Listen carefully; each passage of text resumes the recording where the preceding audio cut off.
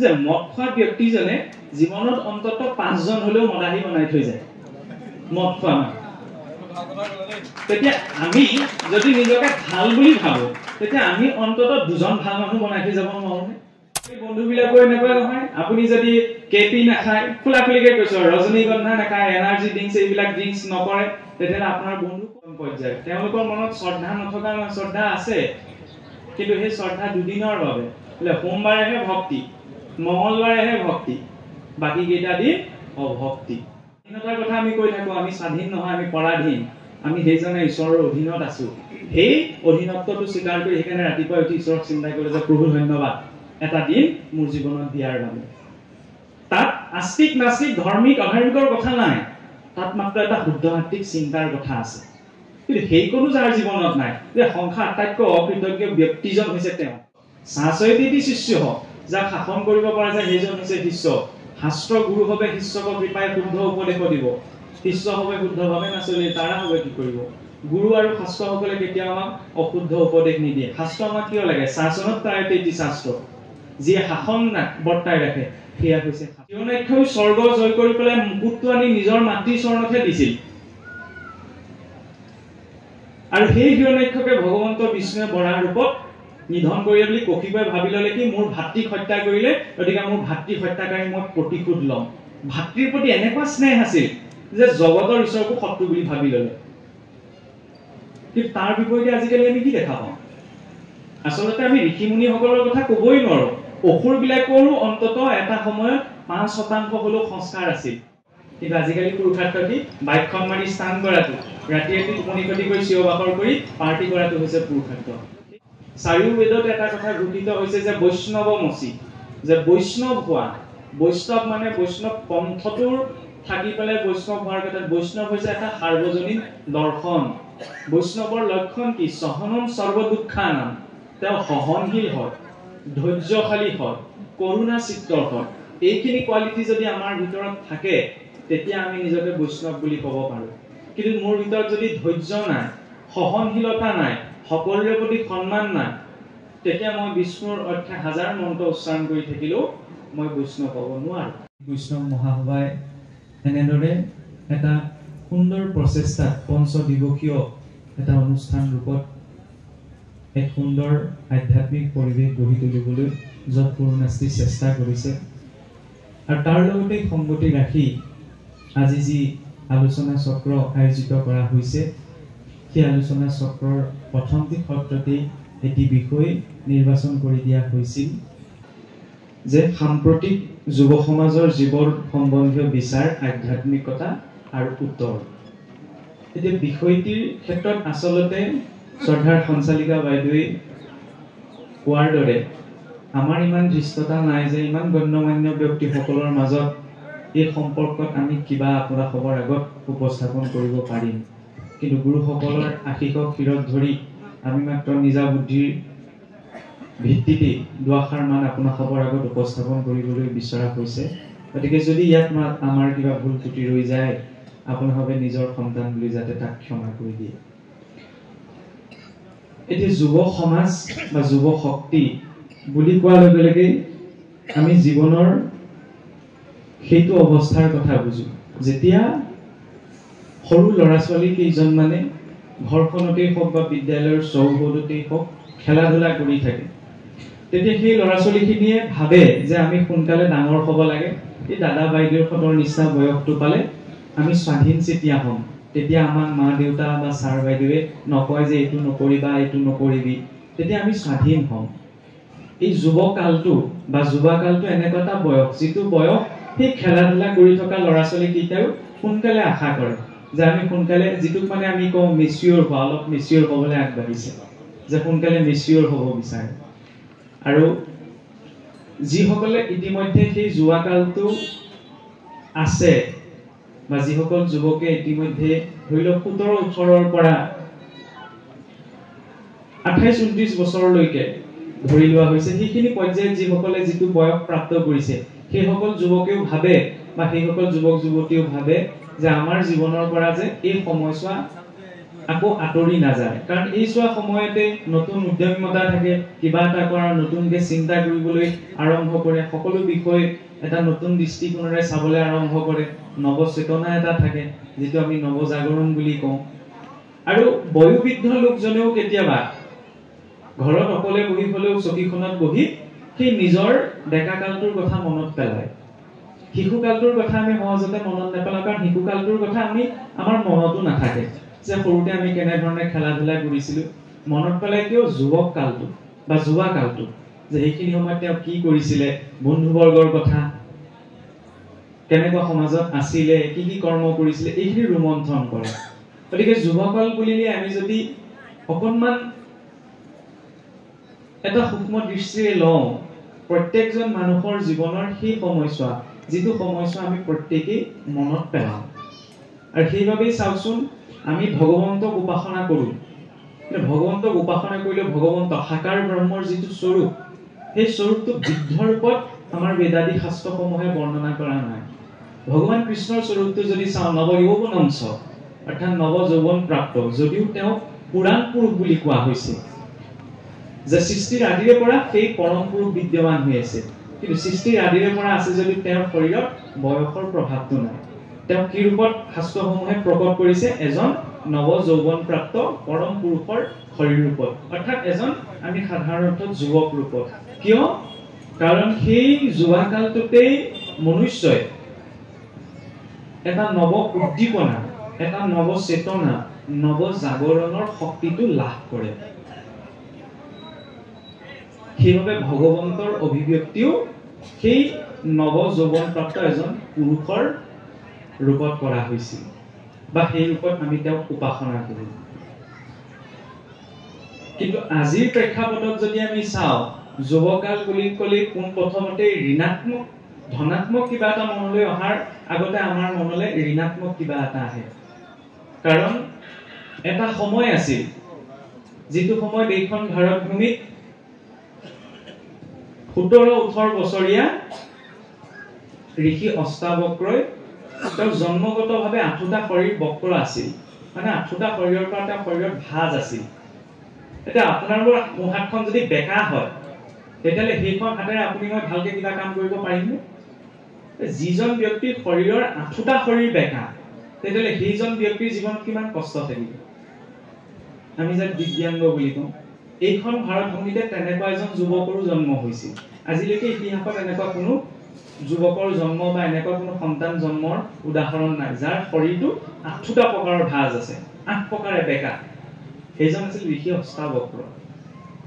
তাকো বয়স আছিল মাত্ৰ 17-18 বছৰ। সেই ঋষি অষ্টাবক্ৰই সেই 17-18 বছৰ বয়সত মহাৰাজ জনকৰ ৰাজসভাত বহি সেই পণ্ডিতসকলৰ সৈতে শাস্ত্ৰাৰ্থ কৰিছিল। মাত্ৰ 11-12 বছৰ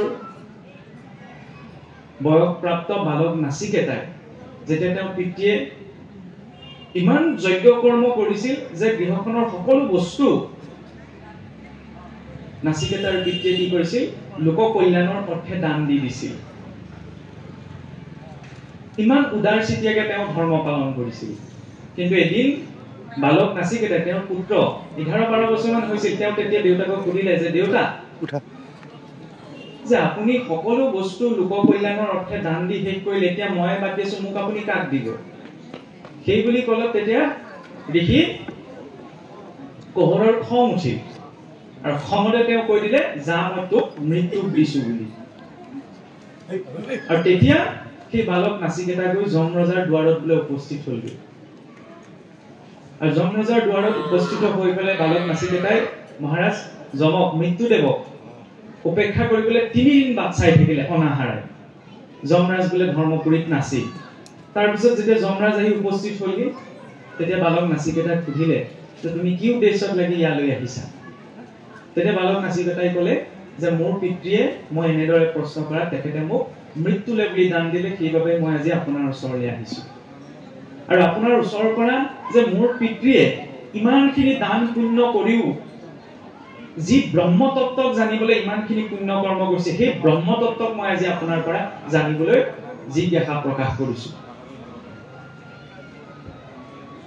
তেতিয়া যমৰাজে ক'লে কি, যে বোপাই, তুমি যি তত্ত্বৰ বিষয়ে জানিব বিচাৰিছা, যি ব্ৰহ্মবিদ্যাৰ বিষয়ে জানিব বিচাৰিছা, কিন্তু দেৱতাসকলৰ বাবে বহুত দুৰ্লভ। তাৰ বিপৰীতে তুমি মোক যিয়ে নিবিচাৰা কিয় 100 কল্পলৈকে মই তোমাক স্বৰ্গৰ ভোগৰ সম্পত্তি দি দিছো। সেই কল্পলৈকে একদম সুন্দৰ সুন্দৰ অপেশ্বৰীসকলে লীলা কৰাৰ বাবে, তেওঁলোকক উপভোগ কৰাৰ বাবে সমস্ত বিষয়ভোগৰ সাধন মই তোমাক দি দিছো। মই এই সকলো তোমাক গোটাই দিম, কিন্তু তুমি মোক ব্ৰহ্মবিদ্যাৰ কথা নুসুধিবা। তেতিয়া সেই 11-12 বছৰীয়া নাচিকেইটাই কৈছিল যে হে মৃত্যুদেৱ, মোক এইখিনি বস্তু অস্থায়ী বস্তু নালাগে, মোক সেই ব্ৰহ্মবিদ্যাই লাগে। সেই স্থিতিটো তেতিয়া যমৰাজাই পৰীক্ষা কৰিছিল, আৰু তেতিয়া তেওঁৰ সেই অটল স্থিতিৰ প্ৰতি লক্ষ্য ৰাখি যমৰাজে সেই বালক নাচিকেইটাক ব্ৰহ্মবিদ্যাৰ উপদেশ দিছিল। এইখন ভাৰতৰে সন্তান। সেই বালক নাচিকেইটাক আমি চিনি পাওঁনে? ঋষি অষ্টাবক্ৰৰ নাম শুনিছোনে? 11-12 বছৰ বয়সতে আদি শংকৰাচাৰ্যই সন্ন্যাস ধৰ্ম গ্ৰহণ কৰি সমস্ত ভাৰত ভূমিক বৈদিক ধৰ্মৰ একতাৰে বান্ধিবলৈ খালি ভৰিৰে ভাৰতৰ চাৰিওদিশ ভ্ৰমণ কৰি চাৰিবেদৰ 4টা মঠ স্থাপন কৰিছিল। মাত্ৰ 32 বছৰ বয়সলৈকে সেই শংকৰাচাৰ্য জীয়াই আছিল।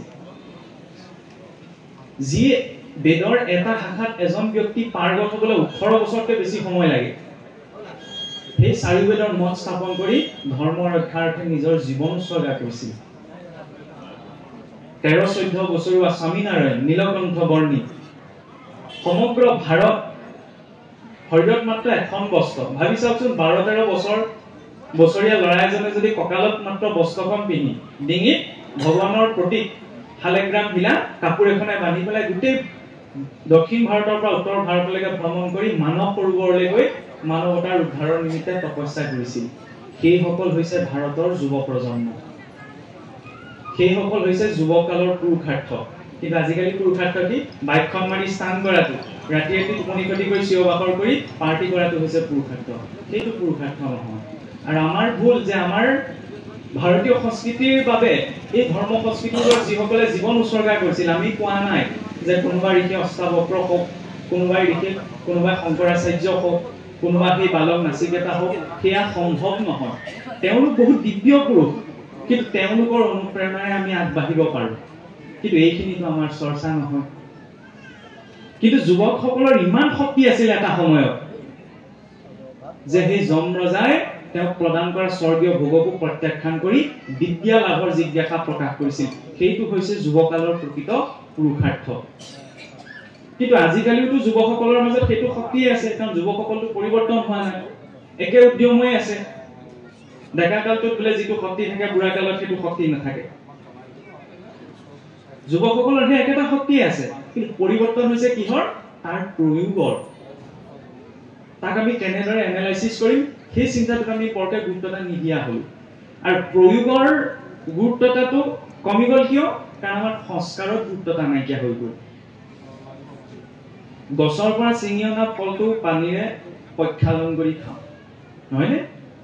আৰু সংস্কাৰত ইমান গুৰুত্বতা দিয়া হৈছিল। চাওকচোন, মহাপুৰুষীয়া ধাৰাটিতে দেউৰীজনে যেতিয়া ভগৱন্তৰ সন্মুখত নৈবেদ্যৰ ঠগীখন আগবঢ়ায়, চাউলকেইটা শৰাইত দিব, তাৰ পাছতো 7খন দিব, হয়নে?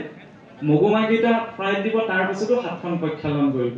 একো বাক্য যাতে উচ্চাৰণ কৰে মুখত কিছুসকলে মুখৰ আৱৰণ স্বৰূপ এখন বস্ত্ৰও লৈ লয়। সেইবিলাক অধিক নহয়। সেইবিলাক কিয়? সেইবিলাক হৈছে সংস্কাৰ।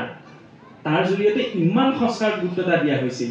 কিন্তু কেৱল শৰণ ভজনৰ নীতি নিয়ম আমি কেৱল নামঘৰত বা ধৰ্মীয় এটা আৱৰণিৰ মাজতে আচৰণ কৰা কিছুমান বস্তু বুলি আমি টোপোলা বান্ধি থৈ দিলো। সেইকাৰণে আমাৰ হাতৰ পৰা কিছুমান বস্তু এৰাই গ'ল। সংস্কাৰৰ কথা ক'বলৈ গৈ এতিয়া ক'লে অত্যুক্তি কৰাৰ নিচিনাই হ'ব, কিন্তু ক'লেও চাওকচোন, ভাবি চাওকচোন, যে আগতে অসুৰেও যেতিয়া কিবা এটা পাবলৈ বিচাৰিছিল, মানে কিবা এটা বৰ লাগে, হয়নে? সেই বৰ পাবলৈ হ'লে অসুৰবিলাকে কিমান শ্ৰেষ্ঠ তপ কৰিছিল। হিৰণ্যকশিপুৱে বোলে ব্ৰহ্মাদেৱক পৰা বৰ পাবলৈ তপ কৰি পেলাই বুঢ়াঙুলিৰ বৃদ্ধাংগুষ্ঠিৰ ওপৰত থিয় হৈ পেলাই ব্ৰহ্মাদেৱক তপ কৰিছিল। আমি এটা ভৰিৰ ওপৰত থিয় হৈ থকা, দুটা ভৰিৰ ওপৰতে 2-3 ঘণ্টা থিয় হৈ থকা সম্ভৱ নহয়।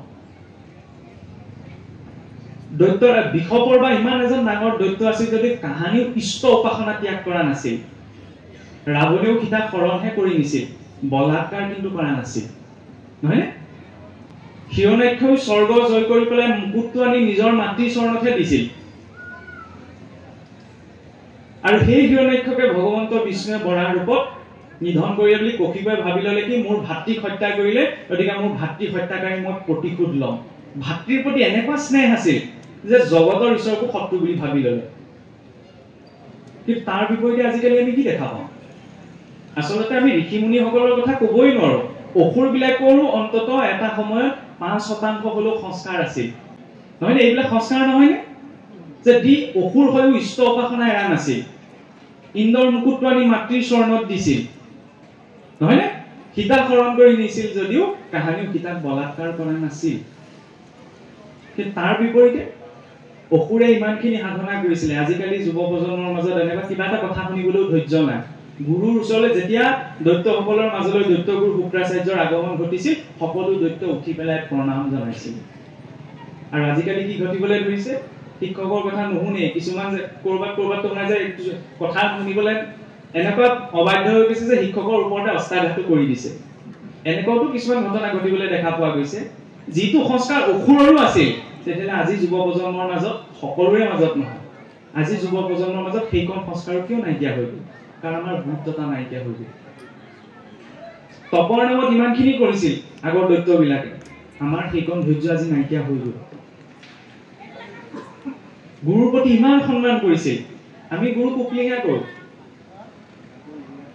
আৰু আধ্যাত্মিক ক্ষেত্ৰতো চাবচোন গুৰু বুলি ক'লে এইটো অত্যুক্তি কৰা নিচিনাই হ'ব এনেকুৱাও কিছু লোক আছে যিসকলে শৰণ ভজনৰ নামত গুৰু বোলে আশ্ৰয় পেলাই 5 মুহূৰ্ততে ওলাই গৈ পেলাই সেই গুৰুক টিকিং কৰে গুৰু কথাত বিশ্বাস নাথাকে গুৰুৰ আদেশ মতে গুৰুৱে ত্যাগ কৰাৰ কাৰণে ইন্দ্ৰয়ো ৰাজপাট এৰিব লগা হৈছিল যেতিয়া মহাৰাজ ইন্দ্ৰ স্বৰ্গৰ অধিপতি চাওকচোন এখন ব্ৰহ্মাণ্ডৰ অধিপতি সুৰলোকৰ সেই সুৰলোকৰ অধিপতি এদিন আনন্দ মনে স্বৰ্গৰ ৰাজভৱনত বহি আছে তেনেকুৱাতে গৈ গুৰু বৃহস্পতি উপস্থিত হলিয়ে তেওঁ ইমান নাচ গানত মানে মগ্ন হৈছে গুৰু বৃহস্পতি আহিছে তেওঁ যে সম্ভাষণ এটি জনাব লাগে আহক বহক বুলি ক'ব লাগে এইটো চেতনাও নাইকিয়া হৈ গ'ল তেতিয়া গুৰু বৃহস্পতিয়ে ভাবিলে যে স্বৰ্গৰ দেৱতাসকল আনন্দ মতলীয়া হৈছে এই বুলি দুখ মনেৰে গুচি গ'ল তেওঁ বিৰোধিতা নকৰিলে কিন্তু এই গুৰুৱে যে দেৱতাসকলক ত্যাগ কৰি থৈ আহিলে সেইকাৰণে দেৱতাসকল বোলে শ্ৰীহীন হৈ পৰিলে তেতিয়াই দৈত্যসকলে আক্ৰমণ কৰি তেওঁলোকৰ ওচৰত বিজয় পাইছিল গুৰুৱে ত্যাগ কৰিলে কি হয় চাওকচোন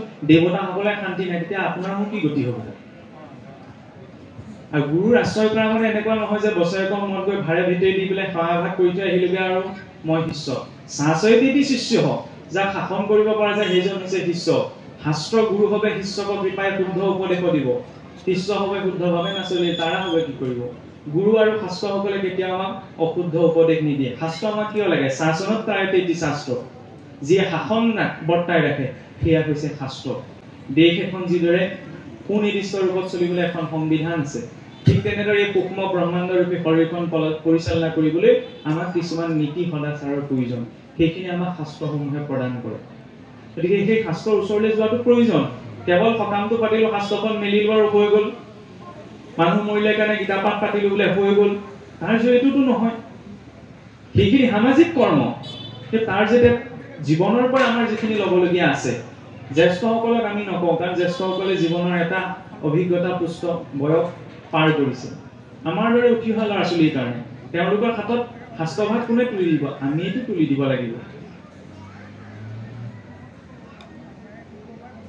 আৰু এই যে সংস্কাৰৰ ক্ষেত্ৰত পূৰ্বৰ তুলনাত আজি সম্পূৰ্ণ বিপৰীত এখন প্ৰতিচ্ছবি দেখা গৈছে সেই ক্ষেত্ৰত যদি আমি চাবলৈ যাওঁ যে এনেকুৱাও নহয় আমি সকলো যুৱ প্ৰজন্মকে দায়ী কৰিব নোৱাৰো সকলোৰে জীৱন প্ৰণালীটো বেলেগ বেলেগ আৰু সেইকাৰণে আমি জীৱনত কাকো নিজৰ সৈতে আনক তুলনা কৰিব নালাগে এইকাৰণেই নালাগে পৰীক্ষাটোত শিক্ষকে বা এক্সাম বোৰ্ডে আমাক এখন এক্সাম পেপাৰেই দিয়ে মই যদি কিবা এটা উত্তৰ লিখিব নোৱাৰো তেতিয়া কাষৰ জনৰ পৰা চাই পেলাই কপি কৰি হলেও অন্তত 5 মাৰ্কটো পোৱাৰ চান্স থাকে কিন্তু আপোনাৰ মোৰ জীৱনটোত ঈশ্বৰে বা আপোনাৰ মোৰ কৰ্মসংস্কাৰে একেখন এক্সাম পেপাৰ দিয়া নাই সেইকাৰণে মই আপোনাৰ সৈতে তুলনা কৰিব নালাগে আপুনি মোৰ সৈতে তুলনা কৰিব সকলোৰে জীৱনৰ ধাৰাটো বেলেগ বেলেগ কাৰ জীৱনত কি হৈ আছে আমি চকুৰে চাই বিচাৰ কৰিব নোৱাৰো এটো শুদ্ধ কথা তাৰ বিপৰীতে যিবিলাক পৰিবেশ পৰিস্থিতি দেখা পাইছে তাৰ আধাৰত আমি আসলতে যুৱ প্ৰজন্মৰ যিটো ধাৰা তিনিটা ভাগত ভাগ কৰি চাব পাৰো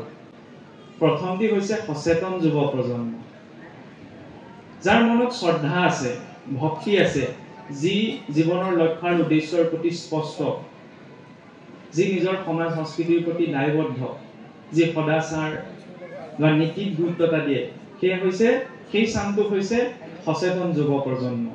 দ্বিতীয়তে হৈছে মধ্যচেতন যুৱ প্ৰজন্ম। এই মধ্যচেতন যুৱ প্ৰজন্মসকল ভালৰ সংগতো যায়, বেয়াৰ সংগতো যায়।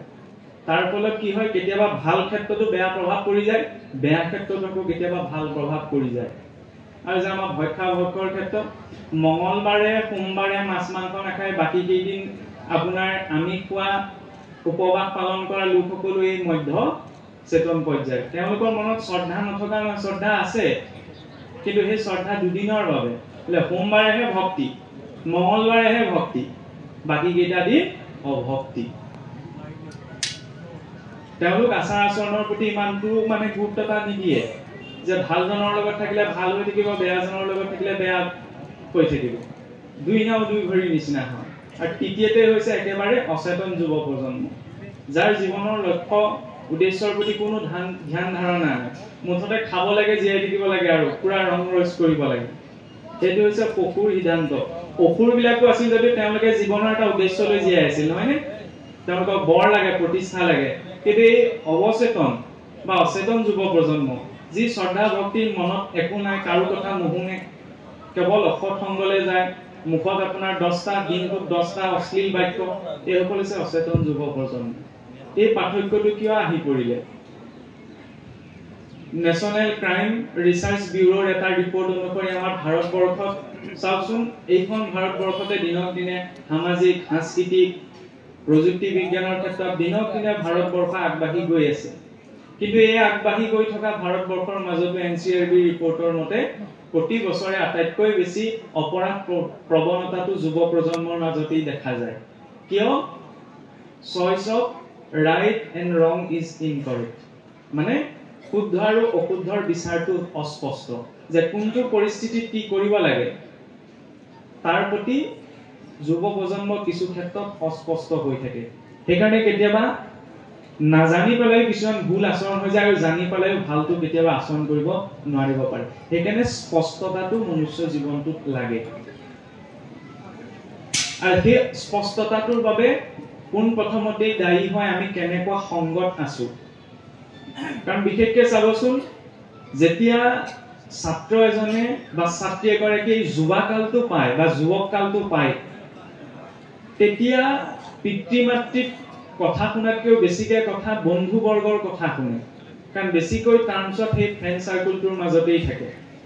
মাক দেউতাকৰ কথা নুশুনিব পাৰে, কিন্তু বন্ধু বান্ধৱীৰ কথা শুনিব। এতিয়া বন্ধু বান্ধৱ বুলি ক'লেও চাওকচোন, আমাক এনেকুৱা বন্ধু বান্ধৱ নালাগে যি বন্ধু বান্ধৱে আগদিনা বোলে লগ নৰিলে, কাইলৈ বোলে 31st না আজি পাৰ্টি কৰিম বল, পিছদিনা ঘৰলৈ ফোন আহিছে বোলে হেৰি বোলে আপোনাৰ ল'ৰা বোলে হস্পিটেলত এডমিট হৈ আছে। তেনেকুৱা বন্ধুত্বটো আমাক নালাগে। ঘৰৰ পৰা ওলাই যাওঁতে বোলে ভালেই হ'ল, তাৰ পৰা বোলে এই ঘৰলৈ ফোন আহিছে বোলে আপোনাৰ ল'ৰাই আমুকৰ লগত দম লাগিলে বুজিছেনে?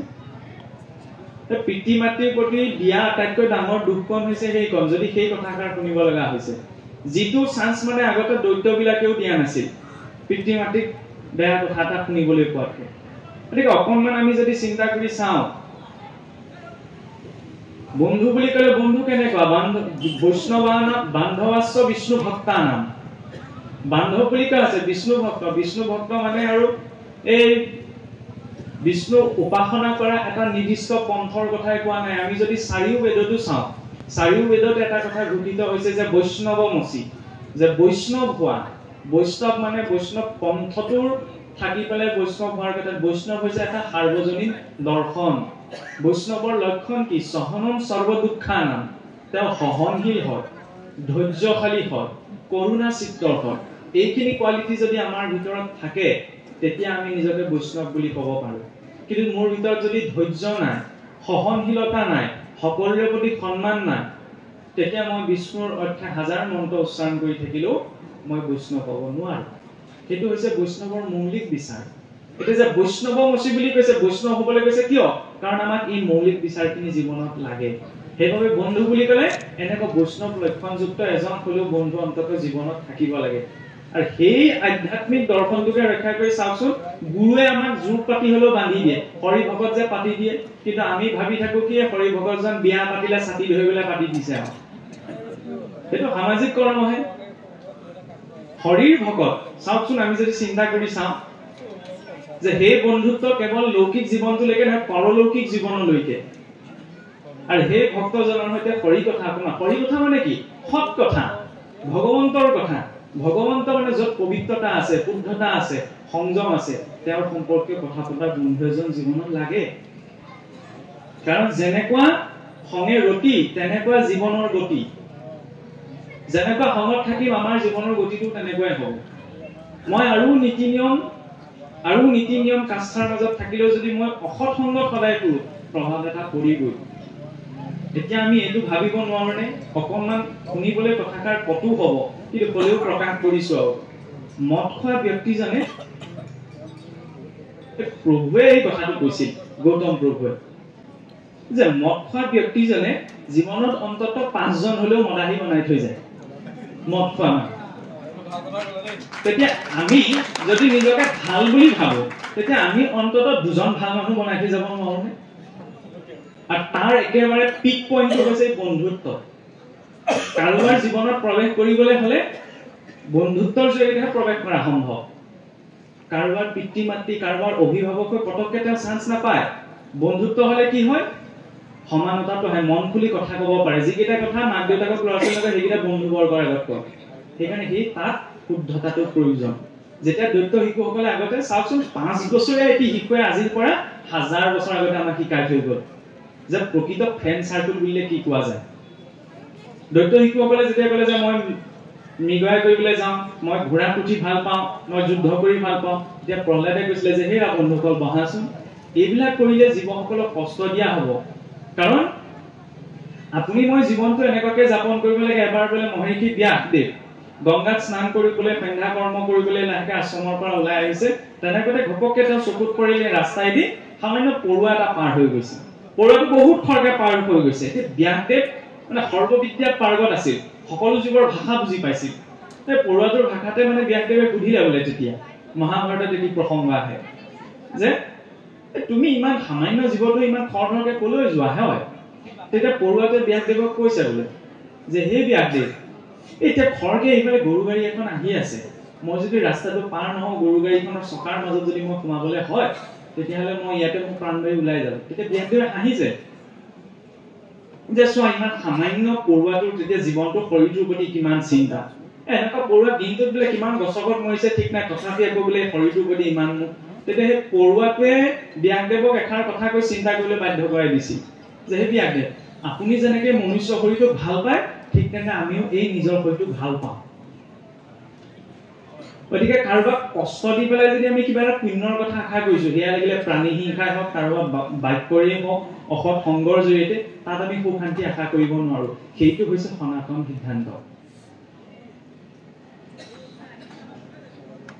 আৰু এই বন্ধুবৰ্গৰ পাছতে যদি আমি চাওঁ দ্বিতীয়তে আটাইতকৈ আমাৰ যুৱ প্ৰজন্মৰ জীৱনত প্ৰভাৱ পেলোৱা আৰু এটা বস্তু আছে যাৰ বন্ধু নাই তাৰ হাতত বন্ধু মোবাইলটো আছে নহয়নে আৰু আজিকালি বন্ধুবিলাকো এনেকুৱা নহয় আপুনি যদি কেপি নাখায় খোলাখুলিকে কৈছো ৰজনীগন্ধা নাখায় এনাৰ্জি ড্ৰিংকছ এইবিলাক ড্ৰিংকছ নকৰে তেতিয়াহ'লে আপোনাৰ বন্ধু কম হ'ব বেয়া বস্তু খাবলৈ আপুনি ঢেৰ সংগ পাব কিন্তু ভাল বস্তু খাবলৈ চাবচোন প্ৰসাদকেইটা গেছ হ'ব বুলি নাখায় কিন্তু মাছে মঙহে আকৌ জব দপচি থাকিব পাৰে সেইটো সিদ্ধান্তটো একো পৰিৱৰ্তন নহয় সেইকাৰণে অন্তত আমি এইটো চিন্তা কৰিব লাগে যে অসুৰসকলে এটা ভাল উদ্দেশ্যলৈ জীয়াই আছিল আমিতো মনুষ্য হয় কিন্তু মনুষ্য জীৱনত শুদ্ধ সাত্বিকতাটো লাগে আমি কোৱা নাই যে সকলোৰে জীৱন বেয়া বা অধুপতিত হৈছে কিন্তু আমি যদি গুৰুত্ব সহকাৰে চাওঁ বিচাৰ কৰি তেতিয়া এই জীৱনটো আৰু সুখময় কৰিব পাৰো আমিতো জীৱনত সুখ বিচাৰো ন সকলো কিবা এটা কাম কৰিছো তাৰ মূলতে উদ্দেশ্য কি যাতে আমি আনন্দ অনুভৱ কৰিব পাৰো অকণমান গুৰুত্ব এটা যদি আমি সংস্কাৰৰ দিশবিলাকক লওঁ তেতিয়া জীৱনৰ প্ৰতিটো ছেকেণ্ড আমাৰ বাবে আনন্দৰ কাৰণ হৈ পৰে জীৱন যাপন কৰা আটাইতকৈ উত্তম স্থিতিটো কি বোলে ঋষি অৰবিন্দই কৈছিল যে তুমি জীৱনটো এনেকুৱাকে যাপন কৰা যাতে সমাজে তোমাৰ আৱশ্যকতাটো অনুভৱ কৰে সেইটো হৈছে জীৱন যাপনৰ আটাইতকৈ উত্তম স্থিতি যে নিজৰ আৱশ্যকতাটো সমাজত উৎপন্ন কৰিব পৰা হেমচন্দ্ৰ বৰুৱাই বৰ ধুনীয়া কথা এষাৰ কৈছিল যে তুমি যেতিয়া জন্ম হৈছিলা কান্দি কান্দি আহিছিলা, তোমাৰ ওচৰ চুবুৰীয়া আৰু মা দেউতাই হাঁহিছিলে। কেঁচুৱাটি জন্ম হৈছে সকলোতে আনন্দতে হাঁহিব ন, কিন্তু তুমি জীৱনটো জীয়াই থাকোঁতে এনেকুৱা কাম কৰিবা যাতে তুমি হাঁহি হাঁহি যাব পাৰা আৰু তোমাৰ কাৰণে যাতে 10জনে হিয়া ঠাকুৰি কান্দে। জীৱনৰ সিদ্ধান্তটো তেনেকুৱা হ'ব লাগে। এই খাই বৈ জীয়াই থকা তেনেকেতো পশু পক্ষী কেইটাও আছে। ধৰ্ম বুলি ক'লে কেৱল ধূপ গছ চাকি গছ জ্বলোৱাটোকেতো নুবুজায়। এই আদৰ্শটো আমাৰ জীৱনত লাগিব। এতিয়া দ্বিতীয়তে চাওকচোন, বন্ধু বৰ্গ গ'ল। বন্ধু বৰ্গৰ পাছতে আমাৰ জীৱনত প্ৰভাৱ পেলোৱা এটা মেইন বস্তু হৈছে মোবাইলটো। মানে মোবাইলটো অবিহনেতো আজি কোনো নচলে, কোনো শংকা নাই তাত। আগতে এনেকুৱা এটা সময় আছিল যে তেতিয়া ৰাতিপুৱা শুই উঠি মানে গুৰুসকলে শিকায় যে কৰাগ্ৰেহি বসতে লক্ষ্মীম কৰ মধ্যে সৰস্বতীম কৰ মূলে তু গোবিন্দ প্ৰভাতে কৰ দৰ্শনম। যাৰ জন্ম কৰ্মৰ সাক্ষী স্বৰূপ হৈছে এই দুইখন হাত। ৰাতিপুৱা শুই উঠি বোলে নিজৰ এই শুভ হাত দুখন দৰ্শন কৰি ক'ব লাগে কৰাগ্ৰে বসতে লক্ষ্মী, যে মোৰ কৰৰ অগ্ৰত লক্ষ্মীয়ে বাস কৰক। কৰ মধ্যে সৰস্বতী, লক্ষ্মী চঞ্চল। নাৰায়ণৰ চৰণতে দেৱী লক্ষ্মী বহি আছে, বাকী ফটোবিলাকক চাবচোন দেৱী লক্ষ্মী বহি থকা নাই। কিন্তু সৰস্বতী কেতিয়াও আপুনি যদি বৰ্ণনা চাই কেতিয়াও থিয় হৈ থকা, আজিকালি ফটোবিলাক বনাইছে কিন্তু প্ৰকৃততে দেৱী সৰস্বতী থিয় হৈ থকা কোনো ফটো নাই, কাৰণ বিদ্যা যি স্থানত বহি যাব সেই স্থানৰ পৰা নিহিলে। সেইকাৰণে বিদ্যাৰ স্থান সদায় মধ্যত। কৰা মধ্যে সৰস্বতী কৰ মূলেতো গোবিন্দ, মোৰ কৰৰ মূলত স্বয়ং আদিপুৰুষ গোবিন্দই নিবাস কৰক। প্ৰভাতে কৰ দৰ্শনম, ৰাতিপুৱা মই শুভ কৰ্মৰ হাত দুখন দৰ্শন কৰিছো। সেইটো এটা আধ্যাত্মিক দৰ্শন। আজিকালিতো সলনি হৈ গ'ল। কৰাগ্ৰে বসতে মোবাইলম, কৰ মধ্যে ফেচবুকম, কৰ মূলেতো হোৱাটছআপম, প্ৰভাতে মোবাইল দৰ্শনম। এতিয়া এইটো সলনি হোৱাৰ কোনো ডাঙৰ কথা নহয়, কিন্তু মোবাইলটোৰ জৰিয়তেও আমি ঈশ্বৰ ভক্তি কৰিব পাৰোঁ। মোবাইলটো ৱালপেপাৰখনত আমি ঈশ্বৰৰ ফটো এখন যদি ৰাখোঁ, ৰাতিপুৱা শুই উঠি যদি সময়টো চাবলৈ যদি অন কৰোঁ, তেতিয়া ঈশ্বৰলৈ অন্ততঃ মনত পৰিব। কিয় মনত পৰা প্ৰয়োজন? বৰ ডাঙৰ কথা। এতিয়া ইয়াত বহি থাকোঁতে আমাৰ জীৱনৰ প্ৰতিটো ছেকেণ্ড কমি কমি গৈ আছে। যিদিনাই বোলে আমি মনুষ্য জীৱনটো পাওঁ সেইদিনাই আমাৰ মৃত্যু আৰম্ভ হৈ যায়, কাৰণ দিন বাগৰি গৈ আছে। মানে কলৈ গৈ আছো? মৰিবলৈকেতো গৈ আছো। আৰু মৰিবলৈ যে গৈ আছো সেইটো আমাৰ অনুভৱ নাই হয়। এইটো বোলে পৃথিৱীৰ আটাইতকৈ ডাঙৰ চমৎকাৰ, যে দুখ পালেও বেজি এটাই পৰুৱা এটাই কামুৰিলেও আমাৰ অনুভৱ হয় যে পৰুৱা এটাই কামুৰিছে, মহ এটাই কামুৰিছে, তাক মাৰিব লাগে। কিন্তু মৰিবলৈ গৈ আছো এইটো কিন্তু অনুভৱ নাই হোৱা। সেইটো সংসাৰ আটাইতকৈ অদ্ভুত কথা। আৰু সেইবাবেই ৰাতিপুৱা ঈশ্বৰক চিন্তা কৰিব লাগে, এইকাৰণে যে প্ৰভু ধন্যবাদ, কাৰণ আজিৰ দিনটোত প্ৰতিদিনৰ আজিকালিতো এতিয়া 2023 চনৰ এক গণনা অনুসৰি দিনটোত 2 লাখতকৈ অধিক মানুহ মৃত হৈ যায়। দিনটোত 2 লাখতকৈ বেছি মানুহ মৰিলে সেইখন লিষ্টত এতিয়ালৈকে যে আপুনি মই পৰা নাই, কম ডাঙৰ কথা নে? নিজৰ কেপাচিটিটো আমি উশাহ এটাও ল'ব নোৱাৰো। স্বাধীনতাৰ কথা আমি কৈ থাকো, আমি স্বাধীন নহয়, আমি পৰাধীন। আমি সেইজনে ঈশ্বৰৰ অধীনত আছো। সেই অধীনত্বটো স্বীকাৰ কৰি সেইকাৰণে ৰাতিপুৱা উঠি ঈশ্বৰক চিন্তা কৰিলে যে প্ৰভু ধন্যবাদ এটা দিন মোৰ জীৱনত দিয়াৰ বাবে। তাত আস্তিক নাস্তিক ধৰ্মিক অধাৰ্মিকৰ কথা নাই, তাত মাত্ৰ এটা শুদ্ধ আত্মিক চিন্তাৰ কথা আছে। কিন্তু সেই কোনো যাৰ জীৱনত নাই, যে সংসাৰ আটাইতকৈ অকৃতজ্ঞ ব্যক্তিজন হৈছে তেওঁ। কাৰণ যিজনে ঈশ্বৰে জীৱনৰ প্ৰতিটো ছেকেণ্ড দি আছে, উশাহ নিশাহ ল'বলৈ সময়ত তেওঁক চিন্তা কৰিলে যদি ঘৰখনত চুক এটা নাই, পুৱা গধূলি অকণমান সময় নাই, সংসাৰ আটাইতকৈ অকৃতজ্ঞ হয় নে তেওঁ? জৰুৰী নহয় যে সকলো লোক গুৰু গৃহ সোমাব পাৰিব, সকলোৱে কৰ্মৰ ব্যৱস্থাবিলাক বেলেগ বেলেগ, কিন্তু ঈশ্বৰ উপাসনাটো জীৱনটোত লাগে। তাৰ পৰা বোলে আমি মুক্তি পাম সেইটো নহয়, তেওঁৰ প্ৰতি কৃতজ্ঞতাৰ ভাৱটো লাগে। প্ৰভু ধন্যবাদ এই জীৱনটো দিয়াৰ বাবে। কোনোবাই সৃষ্টিখন চাব বিচাৰিছে কিন্তু কাৰোবাক হয়তো চকু দুটাও নাই দিয়া, কিন্তু আমাকতো দিছে নাক কাণ চকু মুখ এইবিলাক ভালে। সেইবাবে ঈশ্বৰৰ ওচৰত কৃতজ্ঞতাৰ ভাৱটো লাগে। এতিয়া মোবাইলটোৰ জৰিয়তে আমি ঈশ্বৰ ভক্তি কেনেকে কৰিব? নতুনকে গেম এটা দিওঁ, নতুনকে চিনেমা এখন দিয়ক, আমি খুচৰি খুচৰি চাওঁ। আনহে নালাগে কৰবাত যদি চাওকচোন, এইষাৰো শুনিবলৈ বৰ কটু হ'ব পাৰে, কিন্তু অসমখনতে যদি কৰবাত বলাৎকাৰৰ ঘটনা এটা ঘটা হয়, নিউজত বোলে দেখুৱাই গ'ল নহয় এইটো বোলে আমুকত বলাৎকাৰৰ ঘটনা এটা ঘটিলে, 5 মুহূৰ্ততে সেই ঘটনাটোকে খুচৰি খুচৰি চোৱা মানুহৰ সংখ্যা কিন্তু এইখন অসমত বেছি। সেইসকল কোনে চায়? আমাৰ মাজৰ লোকসকলেতো চায়। সেইকাৰণে আমি বাহ্যিকতাত কি আচৰণ কৰোঁ সেইটো জৰুৰী নহয়, প্ৰকৃততে অন্তৰত কি ভাৱনা আছে। ইন্দ্ৰিয়ৰ প্ৰবৃত্তিসমূহ চঞ্চল, সহজতে বেয়া তুলে নিব, কিন্তু সেইখিনি সময়ত নিজৰ মালিকী স্বত্বটো লাগে। কাৰণ মই হৈছো মালিক, মোৰ চাকৰ হৈছে ইন্দ্ৰিয় বিলাক। এতিয়া চাকৰ মতে ইন্দ্ৰিয় মালিক চলিব লাগে নে মালিকৰ মতে ইন্দ্ৰিয় চলিব লাগে? নিশ্চয়কৈ মালিকৰ মতে চাকৰ চলিব লাগে। মালিকটো মই, সেই মনটোৱে কিবা বেয়া এটা কথা ক'ব, ক'লেই হ'ব নি যে মই নকৰো, মই নুশুনো, মই নাচাওঁ, মই নাযাওঁ। কিন্তু সেই নিয়ন্ত্ৰণটো আমাৰ নাথাকে, সেইকাৰণে আমাৰ অৱক্ষয় হয়। সেই নিয়ন্ত্ৰণটো লাগে, সেইখিনিত স্বাধীনতাটো লাগে। বাহ্যিকতাত স্বাধীনতাটো নাথাকিলেও যদি অন্তৰত স্বাধীনতাটো থাকে, তেতিয়া বাহিৰৰ কোনো পৰাধীন পৰিস্থিতিয়ে তেওঁক তলাব নোৱাৰে। কিন্তু বাহিৰত আমাক যিমানেই স্বাধীনতা নিদিয়ক, অন্তৰত যদি, ভিতৰত যদি ইন্দ্ৰিয়সমূহক লৈ যদি আমি স্বাধীন নহয়, তেতিয়া আমি ব্যতিগ্ৰস্ত হৈ যাম, ডিপ্ৰেছনত গুচি যাম, অভাৰ থিংকিং, এইবিলাকেতো আজিকালি প্ৰব্লেম। কিয় হয়? নিজৰ ওপৰত নিয়ন্ত্ৰণ নথকাৰ বাবে। নিজৰ ওপৰত নিয়ন্ত্ৰণ কৰিবলৈ সাংঘাতিক তপ কৰিব নালাগে নহয়, এটা সংযমিত জীৱন প্ৰণালী লাগে। দ্বিতীয়তে, আজিকালি বিশেষকৈ যুৱ প্ৰজন্মৰ মাজত, জ্যেষ্ঠসকল আছে যদি খোলা খুলিকে কম, কোনো লাজ কৰিবলগীয়া কথা নহয়, যুৱ প্ৰজন্মৰ মাজত আজি যুৱ প্ৰজন্মৰ সম্পৰ্কক লৈ কিন্তু বহুত অস্পষ্ট। প্ৰেম বুলি কোৱাৰ লগে লগে পোনপ্ৰথমতে মাক দেউতাকৰ কথা কিন্তু ল'ৰা ছোৱালী মনলৈ নাহে। কেইজনী ছোৱালীক ভাল পাইছিলে, কেইটা ল'ৰাৰ লগত ব্ৰেকআপ হ'ল, সেইটো কথাই মনলৈ আহে। ৰাৱণেও চাওকচোন, প্ৰেম বুলি ক'লে, প্ৰেম এনেকুৱা এটা ডাঙৰ পবিত্ৰ আৰু দায়িত্ববোধ শব্দ, যি মাকে সংসাৰ আটাইতকৈ দুখ অনুভৱ কৰাৰ প্ৰচেছটো হৈছে প্ৰসৱ বেদনা। যেতিয়া মাতৃগৰাকীয়ে সন্তান স্বাভাৱিক ৰূপত জন্ম দিয়ে, সেই প্ৰসৱ বেদনা বোলে আটাইতকৈ কষ্টদায়ক। মাতৃগৰাকীয়ে যি প্ৰসৱ বেদনা সহি সেই সন্তানক জন্ম দিলে, মাক দেউতাকে নিজেই নাখাহিলেও ল'ৰা ছোৱালীক ডাঙৰ দীঘল কৰালে। আৰু সেই ল'ৰা ছোৱালীয়ে কেতিয়াবা যদি বোলে আজি 3 মাহ 6 মাহ হৈছে, কোনোবা ল'ৰা এটাই ছোৱালীজনীক ভাল পালে, ছোৱালীজনীয়ে ল'ৰা এটাক ভাল পালে, বোলে ঘৰ এৰি পেলাই পলালে, সেয়া বোলে প্ৰকৃত প্ৰেম। কেনেকৈ হ'ব পাৰে? সেয়া ছালৰ আকৰ্ষণ। ছালখন যদি এৰুৱাই দিয়া যায়, আপুনি মোৰ ওচৰলৈ নাযায়, ময়ো আপোনাৰ ওচৰলৈ নাযায়। ছালখনৰ নিমিত্তে আমাৰ জীৱনটো নহয়। প্ৰেম বুলি ক'লে প্ৰথম সেই পিতৃ মাতৃৰ চৰণত, তাৰ পাছতহে বেলেগত।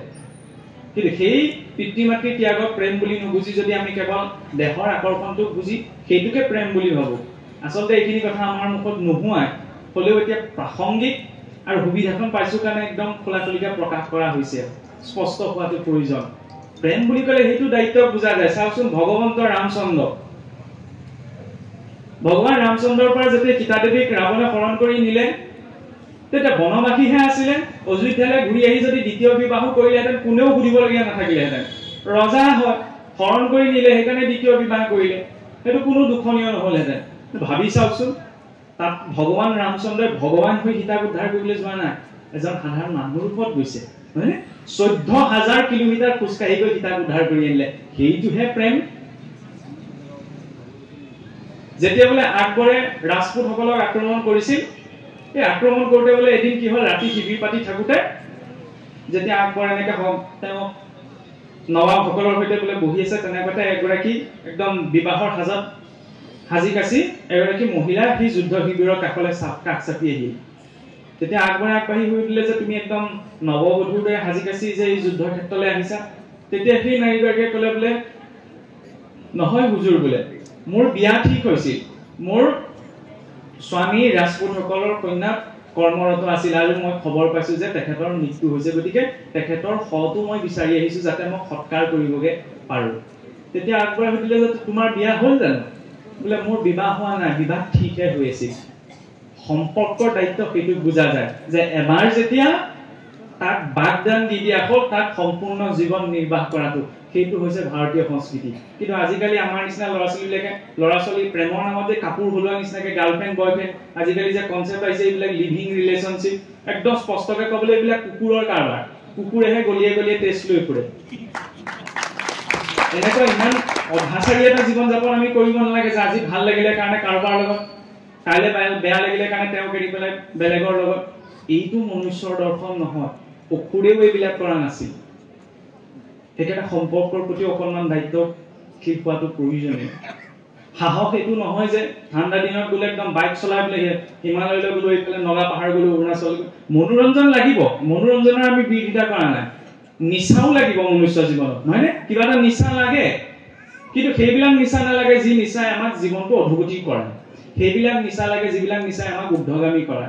সৎসংগৰ নিচা, ভাল কথা আলাপ আলোচনাৰ, ভাল মানুহৰ সৈতে সংগৰ, ভাল কাম কৰাৰ, ভাল কিবা এটা পৰিকল্পনা কৰাৰ, এইবিলাক নিচা লাগে।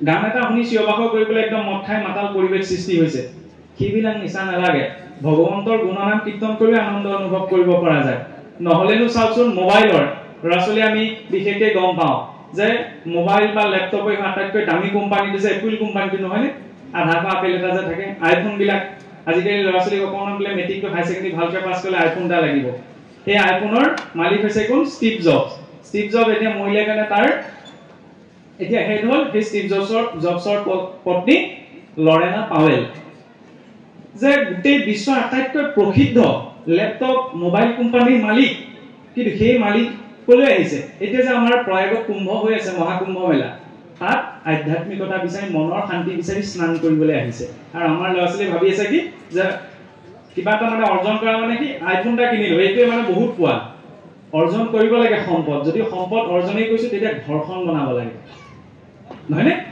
ঘৰখনৰ প্ৰয়োজনীয় আচবাব গীতা বুটাব লাগে পুৰুষাৰ্থ সেইখিনি দামী মোবাইল কোনোবাই সামৰ্থ্য আছে কিনিছে সেইটোত আমি আপত্তি জনাবলৈ যোৱা নাই কিন্তু যুৱকালৰ এইটো তেজেদি হ'ব নালাগে যে মোক আইফোন এটা লাগিব দামী বাইক এখন লাগিব কাৰণ সেই সকল লোক কলৈ আহিছে আজি চাওকচোন ফৰ্ড কোম্পানী গাড়ী আটাইতকৈ এটা দামী কোম্পানী ফৰ্ড কোম্পানীৰ মালিক আলফ্ৰেড ফৰ্ড তেওঁ নিজৰ কোম্পানী এৰি থৈ ভাৰতবৰ্ষত নিবাস কৰি এতিয়া হিন্দু ধৰ্মত দীক্ষিত হৈ নাম লৈছে অম্বৰীশ দাস যিসকল খ্ৰীষ্টানক আমি পাশ্চাত্য সংস্কৃতিৰ ৰূপত অনুকৰণ কৰোঁ তেওঁলোকৰ হেডসকলে কি কৰিছে ভাৰতলৈ আহি এতিয়া নাম লৈছে নিজৰ কোটিটকীয়া সম্পত্তি এৰি থৈ আহিলে গুগলত মাৰি চাব পাৰে যদি আমি মিছা কৈছো যে নিজৰ নাম অম্বৰীশ দাস ৰূপত হিন্দু ধৰ্মত দীক্ষিত হৈ গীতাৰ জ্ঞান প্ৰচাৰ প্ৰসাৰৰ বাবে লগাইছে আৰু আমাৰ ল'ৰা-ছোৱালী কি কৰিছে দিনটো মোবাইল টিপি বহি আছে তাৰ জৰিয়তে জীৱনৰ একো পৰিৱৰ্তন নহয় সেইবিলাকতো আমি মোবাইলটোত চাব পাৰোঁ অন্তত জীৱনত এবাৰ হলেও যুৱ প্ৰজন্মই অন্তত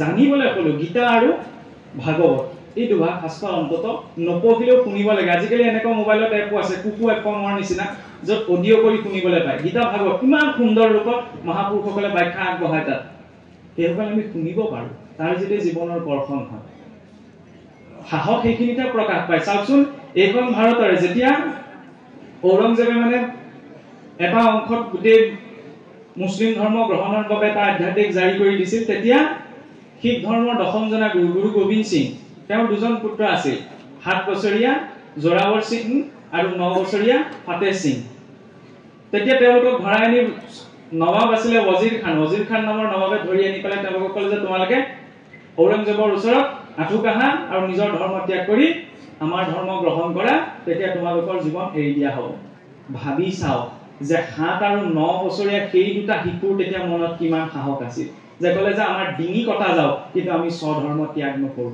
কিন্তু আজি দুটামান পইচাৰ কাৰণে আমি স্বধৰ্ম এৰি দিওঁ বামুণৰ কৰ্ম বুলি একদম খোলাকে কৈছো বামুণৰ কৰ্ম বুলি এইবিলাক কোনে কৰি থাকে সব আমি নিজৰ ধৰ্মবিলাক এৰি দিওঁ মুঠতে আমাৰ সহজভাৱে কিবা এটা লাগে কিন্তু নহয় এইটো ঋষিসকলে গোটেই জীৱন উৎসৰ্গা কৰি আমাক এই ধৰ্মৰ ধাৰা দি থৈ গৈছে যি ধাৰাত চাওকচোন আজি নাসাই কম্পিউটাৰত গণনা কৰিহে গম পাইছে যে বৃহস্পতিয়ে সূৰ্যৰ চাৰিওফালে ঘূৰিবলৈ 12 বছৰ সময় লয় কিন্তু সেই 12 বছৰ মূৰত এতিয়া কি হৈছে আমাৰ ভাৰতবৰ্ষত প্ৰয়াগত কুম্ভ মেলা আয়োজন হৈছে ইয়াৰ মাজতো সমস্যা এটা আছে আমাৰ অসমত এনেকুৱা লোক আছে তাৰ মাজতে ক'ব এইবিলাক আমাৰ নহয় আমাৰ মূল ধৰ্মটো কি আমি হৈছো হিন্দু মানুহ বোলে হিন্দু শব্দটো বোলে বাহিৰৰ লোকসকলেহে আমাক দি থৈ যোৱা হিন্দুৰ পত্যকাৰ ৰেখত জন্ম হৈছিল কাৰণে বোলে তাকে অপভ্ৰংশ হৈ হিন্দু হ'ল কিন্তু জনাটো প্ৰয়োজন যে হিমাচল সমাৰভ্যম ইয়াৱত হিন্দু স্বৰূপনম তত্ত্বস্থান জনতা ইয়াতো সহিন্দু ৰীতি কথ্যতে যে হিমালয়ৰ পৰা হিন্দু সৰ্বলৈকে বাস কৰা এই সমগ্ৰ জনভূমিত বাস কৰা লোকসকলক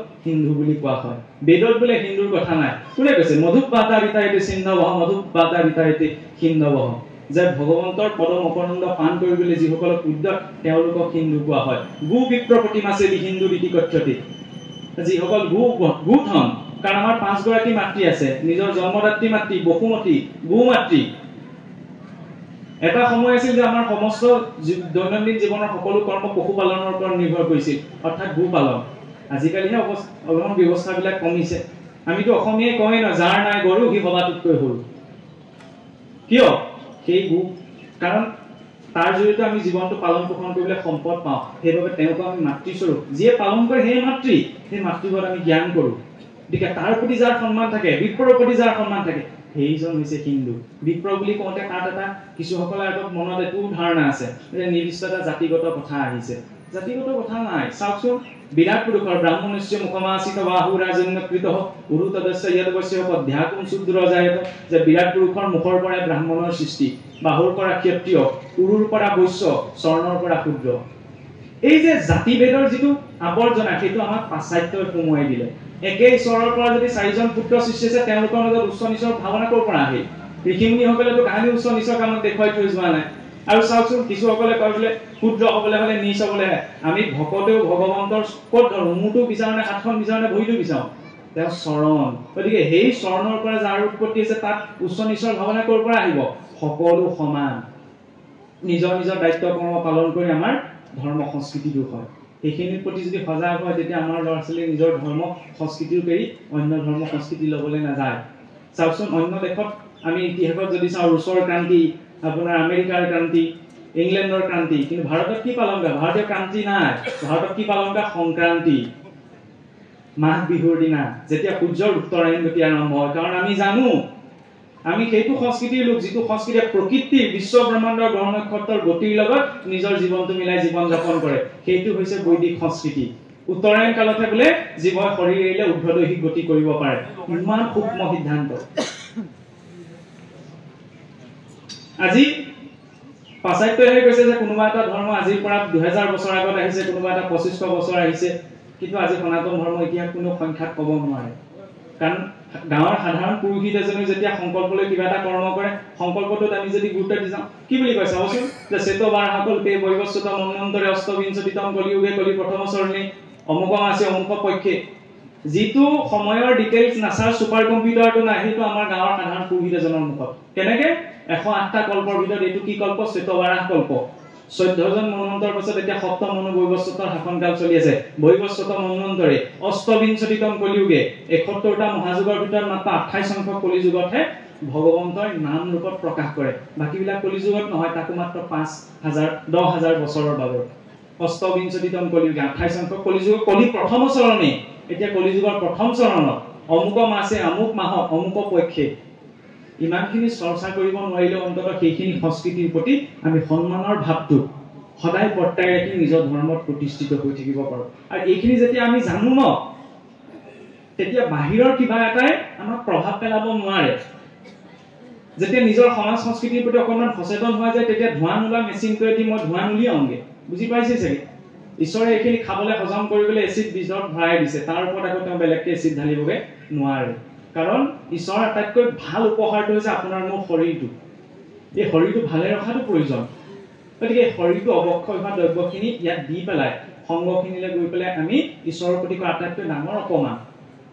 ঈশ্বৰে ইমান ভাল উপহাৰ এটা দিছে, সেই উপহাৰটো যদি আমি বেয়া কৰ্মত লগাওঁ, সেইটো ঈশ্বৰৰ প্ৰতি কৰা অৱজ্ঞা। ঈশ্বৰক নামানো বুলি কোৱাটো অৱজ্ঞা নহয়। সেইকাৰণে ইয়াৰ প্ৰতি অকণমান সংযমী হোৱা। আৰু দ্বিতীয়তে, মোবাইলটো আহিলে, সম্পৰ্ক আহিলে, সাহসৰ কথা আহিলে, জীৱনৰ লক্ষ্য এটা স্পষ্ট হোৱাটো প্ৰয়োজন, যে প্ৰকৃততে কি কৰিম। সেইকাৰণে চাওকচোন, আধ্যাত্মিক দৰ্শন ইমান গভীৰলৈ গৈছে যে মানুহে, বিশেষকৈ যুৱ প্ৰজন্মৰ জীৱনত যিকোনো প্ৰকাৰৰ কিবা এটা সফলতা লাভ কৰিবলৈ মূলতঃ 5টা কাৰকৰ প্ৰতি লক্ষ্য ৰাখিব লাগে। অধিষ্ঠানম তথা কৰ্তা, কৰণমীয় পৃথক বিধম, বিবিধাস্য পৃথক চেষ্টা, দৈব শৈবাত্ম পঞ্চম। প্ৰথমতে অধিষ্ঠান, অৰ্থাৎ নিজৰ স্থিতিটো। মই কিবা এটা কথা কাম কৰাৰ কথা ভাবিছো, কিন্তু সেই কামটো কৰিবলৈ মোৰ নিজৰ স্থিতিটো কিমান পৰিপক্ক, প্ৰথমতে নিজক বিশ্লেষণ, নহয়নে? নিজক বিশ্লেষণ নকৰাকৈ আমি সেই কামটো কৰিবলৈ আগবাঢ়িব নোৱাৰো। অধিষ্ঠানম তথা কৰ্তা, ইয়াৰ পিছত কৰ্তাজনে নিজৰ স্থিতিটো বিশ্লেষণ কৰি নিজক স্থিৰ কৰিব লাগিব। কৰণমীয় পৃথক বিধম, সেই উদ্দেশ্যটো সিদ্ধি হ'বলৈ ইন্দ্ৰিয়সমূহ অনুকূল কৰি ল'ব লাগিব। কিন্তু মই মনে বিচাৰিছো যে মই এই কামটো কৰিব বিচাৰিছো, কিন্তু তেনেকুৱাতে আকৌ নহয়, এতিয়া আকৌ টিভিটোকে চাই লওঁ। কাৰণ আগতে তেনেকুৱা হৈছিল, মেট্ৰিক পৰীক্ষা দিয়া সময়ত আগতে খুব টিভি চাওঁ। নিজৰ অনুভৱৰ কথাই কৈছো। আপোনাৰ পাছত কি হয়, ফাইনেল এক্সাম থাকে, নিজৰ কথাহে কৈছো। CID-খন চোৱা, CID নামৰ চিৰিয়েল এখন যে চোৱাত খুব ইণ্টাৰেষ্ট আছিল। লাহেকে পঢ়িবলৈ দি থৈ যায়, মানুহ কমতে কমকে চাউণ্ডটো দি পেলাই CID চাই থাকো। পাছত আপোনাৰ এক্সামত যেতিয়া কম মাৰ্কছ আহে, তেতিয়া গালি খাওঁ। গতিকে কিবা এটা কাম কৰাৰ সিদ্ধান্তটো লাগিলে কামটো সৰুৱে হওক ডাঙৰেই হওক, ইন্দ্ৰিয়সমূহ আমি অনুকূল কৰি ল'ব লাগিব। যদি অনুকূল কৰি লোৱা নাযায় ইন্দ্ৰিয়সমূহে কৈছে এফালে কিবা এটা কাম কৰি আছে বোলে লগৰ এজনে লগ হৈছে বল বোলে আজি আমুকলৈ যাওঁ সেইখিনি সময়ত অন্তত সংযম নহয় মোৰ এইটো কাম আছে মই কামটো কৰিব লাগিব বিবিধাস্ত পৃথক চেষ্টা সেই কামটো এটা পদ্ধতিৰে হয়তো সম্ভৱ নহবও পাৰে সেইকাৰণে তাক এটা সফলতালৈ ৰূপান্তৰ কৰিবলৈ বিভিন্ন ধৰণৰ চেষ্টা লাগিব আৰু সেই বিভিন্ন চেষ্টাৰ ভাৱনাটো যেতিয়া গুচি আহে তেতিয়া বোলে দৈৱ শৈৱাত্ম পঞ্চম দৈৱৰ কৃপা বোলে স্বাভাৱিকতে আমি প্ৰাপ্ত কৰিব পাৰোঁ এতিয়া সেই দৈৱ কৃপা প্ৰাপ্তিৰ অৰ্থে এই পাঁচোটা কাৰকক সন্তুলন ৰাখি নিজৰ জীৱনৰ সিদ্ধিৰ বাবে আমাক জীৱনত পোন প্ৰথমতে প্ৰয়োজন হয় আচাৰ আৰু পৰম ধৰ্ম আচাৰ দুই প্ৰকাৰৰ প্ৰথম হৈছে শৌচাচাৰ দ্বিতীয় হৈছে সদাচাৰ ৰাতিপুৱা শুই উঠি আমি শৌচাচাৰ বাবে গা পা ধুই যিটো বাহ্যিক শুদ্ধিৰ বাবে আচৰণ কৰোঁ সেইটো হৈছে শৌচাচাৰ বেদ স্মৃতি সদাচাৰ অস্বস্য প্ৰিয়মাত্মনঃ এইটো চতুৰ্বিধম প্ৰাহু সাক্ষাৎ ধৰ্মস্য লক্ষণম ধৰ্ম চাৰিটা লক্ষণ বোলে বেদ স্মৃতি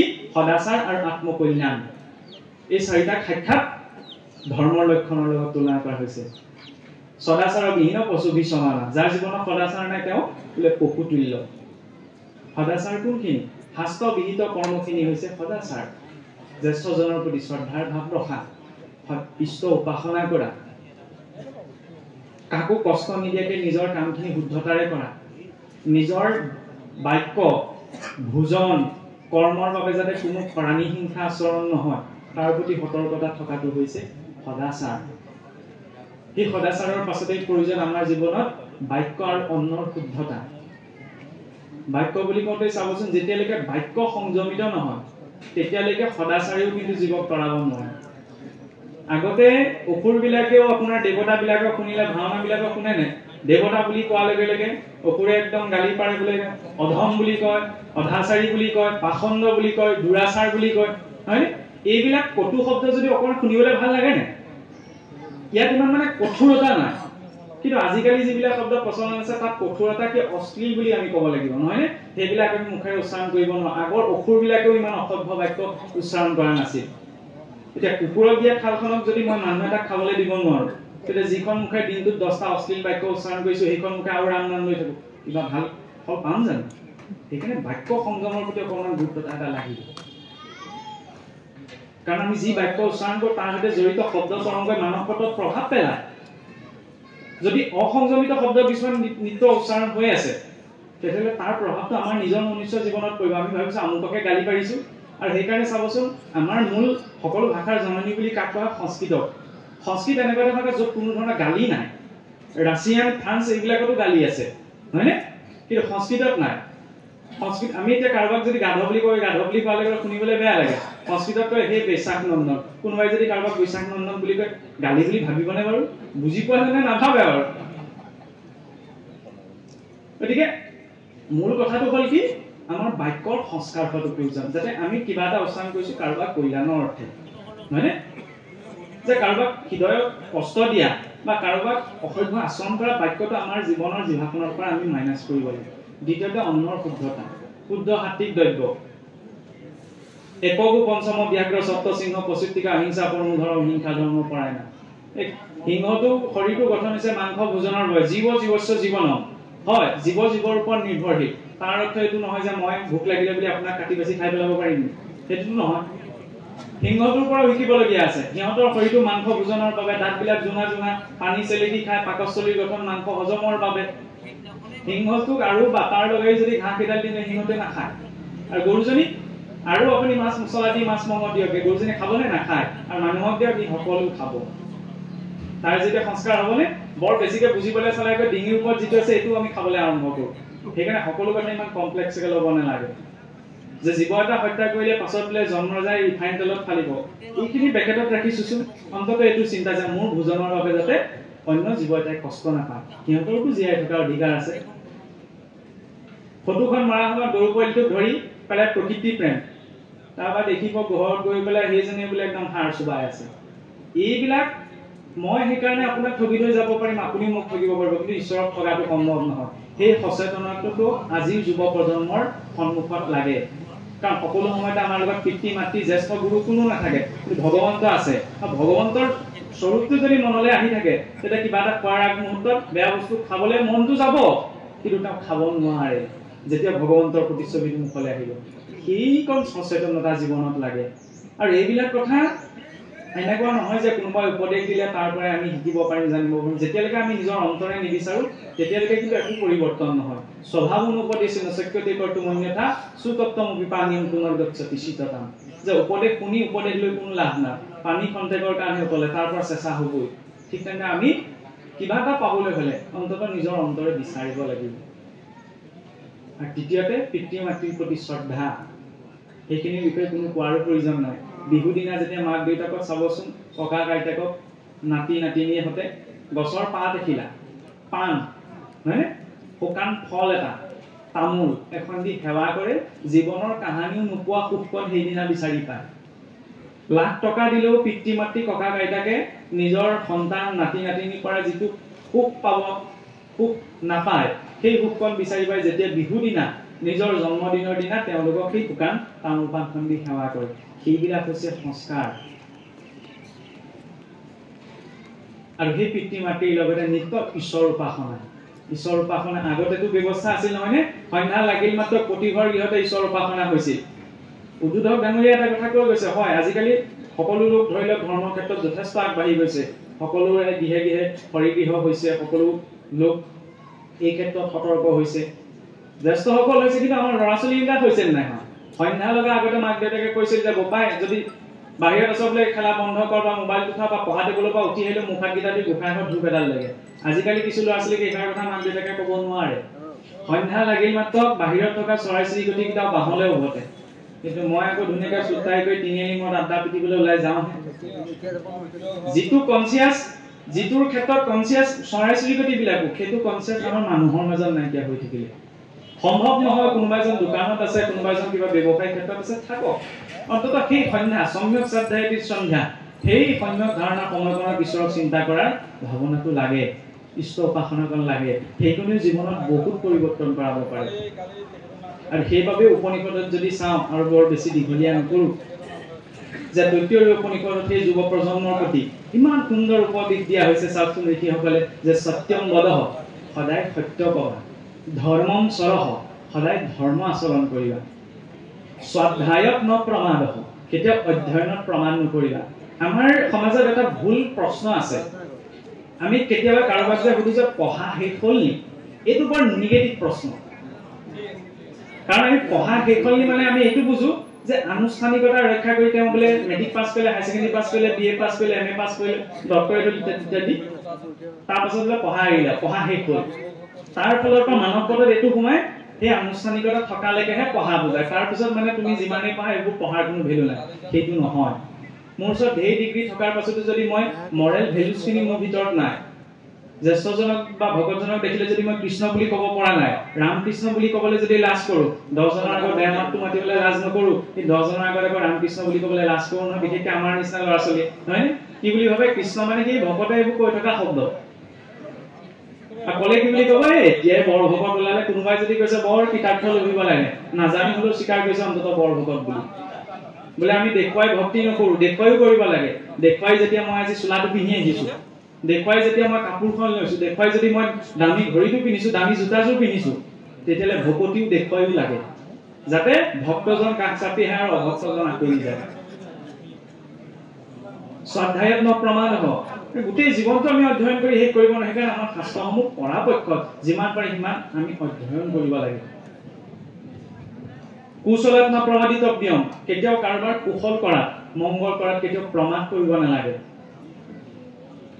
সত্যাত ন প্ৰমাদিতব্যম কেতিয়াও সত্য আচৰণ কৰাত প্ৰমাদ কৰিব নালাগে মাতৃদেৱো ভৱ প্ৰথমতে তাত ঈশ্বৰৰ কথা কোৱা নাই মাতৃক দেৱ তুল্য বুলি কৈছে পিতৃদেৱো ভৱ পিতৃ সাক্ষাৎ দেৱস্বৰূপ আচাৰ্য দেৱো ভৱ শিক্ষক গুৰুজন সদায় দেৱতুল্য অতিথি দেৱো ভৱ এটা সময় আহিছিল যে ভাত খোৱা সময়ত অতিথি আহিছে নি বাহিৰলৈ ওলাই চোৱা হয় এতিয়া আকৌ ভাত খাওঁতে দৰজাখন মাৰিহে লোৱা হয় কেনেবাকে ভাত খোৱা সময়ত ওলালেহি হ'বলৈ ক'ব এইটো ভাত খোৱা সময়তে ওলালেহি সেইটো আচলতে সংস্কাৰী লোকৰ চিন্তা নহয় অতিথিজন আহিছে বহক বহিবলৈ দিয়ক খাদ্য মুখাৰে সেৱা শুশ্ৰূষা কৰক নহয়নে সেইটো হৈছে আমাৰ সংস্কৃতিৰ চিন্তা সেইকাৰণে কৈছে অতিথি দেৱো ভৱ ইয়ানি অনবিদ্যানি কৰ্মানি তানি সেবিতানি ন ইতৰানি যিবিলাক নিৰ্দোষ কৰ্ম সেইবিলাকহে কৰ্ম কৰ্ম কৰা, যিবিলাক দুখযুক্ত কৰ্ম তাক পৰিহাৰ কৰা।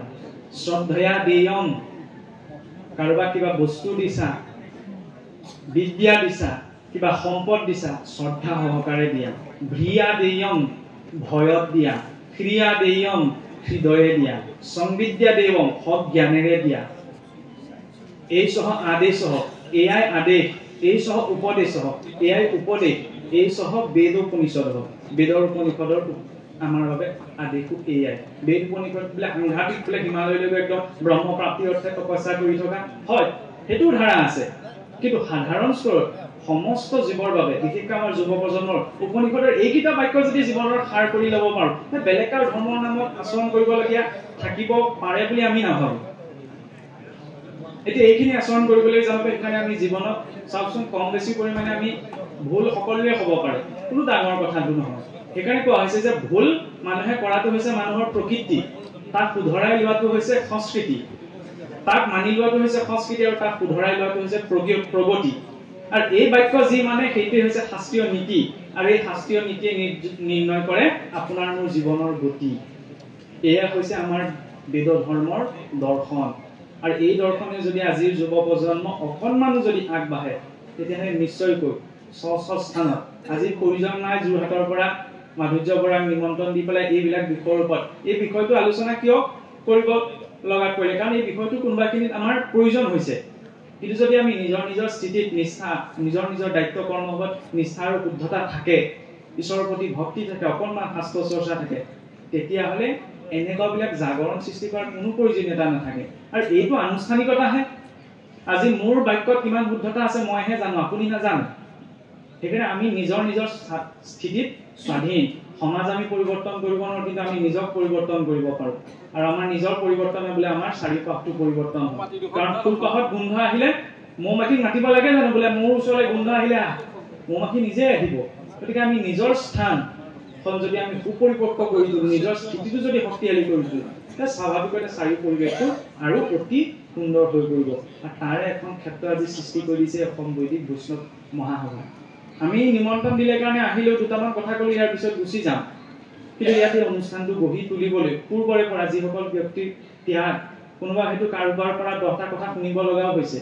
কাৰণ চাবচোন, বেয়া কামটো কৰিবলৈ হ'লে কোনেও বাধা নিদিয়ে, কিন্তু ভাল কাম এটা কোনোবাই আৰম্ভ কৰিলে সেয়া লাগিলে আপুনিয়ে কৰক মই কৰক, অবজেকশ্যন ধেৰ আছে। কোনোবাই যদি কাৰোবাক গালি এটা পাৰে, তেতিয়াহ'লে তাত কোনো বাধা দিব লাগে। কোনোবাই দহন এখন লাগিলে তাতে ৰৈ পেলাই চাবহে। আজিকালি মানসিকতা এনেকুৱা, মানুহে বিৰোধিতা কৰিবলৈ সেইটো ভিডিঅ' কৰি পেলাই আপলোড দি থাকিব, কিন্তু গৈ পেলাই যে অন্ততঃ সেই দম লগা মানুহজনৰ ৰখাব লাগে, সেইটো মুহূৰ্তত ঢুকি নাপায়। ঠিক আছে, বেয়া কামটো কৰিবলৈ উদগনি ধেৰ যোগায়, ভাল কামটো কৰিলে ধেৰ বাধা আছে। আজি ইয়াত সেইসকল লোক আপোনাসৱৰ ত্যাগ, কাৰণ সময় এই যে মানুহৰ আটাইতকৈ কিবা এটা কাম কৰিবলৈ যদি দিয়া হয়, আজিৰ যুগত মানুহৰ হাতত আটাইতকৈ কম থকা বস্তুটো হৈছে সময়। আপোনাসৱ সমাজৰ বিভিন্ন ক্ষেত্ৰৰ সৈতে জড়িত ব্যক্তি, গতিকে নিজৰ জীৱনৰ মূল্যৱান সময়কণ নিজে আজি ইয়াত বহিছেহি। আজি 5টা দিনে ইয়াত লাগিলে এইখিনি কৰ্ম কৰিছে। ব্যক্তিগতভাৱে আমি গৌতম প্ৰভুক জানো, আমাৰ দিহাগুৰু যতীন বৰা ডাঙৰীয়াক জানো। সেইফালে আমি পোনপ্ৰথম বৈদিক বৈষ্ণৱ মহাসভাৰ একো ধাৰণা গম পোৱা নাছিলো। প্ৰথম লগ হৈছিলো শ্ৰদ্ধাৰ আমাৰ গহপুৰৰ খগেন গগৈ দেৱৰ গৃহত। তেতিয়া তেওঁ কৈছিলে, আৰু তেতিয়া সঁচা কথা ক'বলৈ গ'লে ময়ো ইমান গুৰুত্ব নিদিলো যে অনুষ্ঠান এটা হয়, আৰু তেওঁলোকে তেতিয়াই কৈছিলে যে আমাৰ বোকাখাটত যদি অধিৱেশন হয়গে তেতিয়া তালৈ তোমাক হয়তো নিমন্ত্ৰণ জনাম দেই। ঠিক আছে, কিন্তু যেতিয়া লাহে লাহে অধিক কম দিনৰ ভিতৰত এই অনুষ্ঠানটোৰ বিষয়ে এটা ধাৰণা লাভ কৰিলো, যে অনুষ্ঠানটোৱে প্ৰকৃততে কি কৰি আছে আৰু কি কৰিবলৈ বিচাৰিছে, হয় এইটো যথেষ্ট সমাজত উত্তৰণ ঘটাব পাৰে। প্ৰশ্ন আহিব পাৰে যে আমাৰ অসমখনতচোন ইমানখিনি সত্ৰ আছে, ধৰ্ম অনুষ্ঠানৰ নামত ইমানবিলাক প্লেটফৰ্ম আছে, তাৰপিছত আকৌ এই অনুষ্ঠানটো কেলে দৰকাৰ?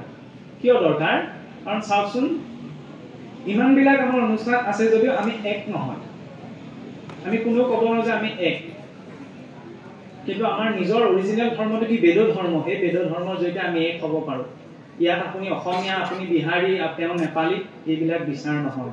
সেইকাৰণে ঋগ্বেদৰ শেষৰ উপদেশত কৈছে যে সংগ সদ্ধম সংবদ্ধম সংগমনাংসি জানতাম দেৱা ভাগম যথা পূৰ্বী সংজাননাম উপাসতে।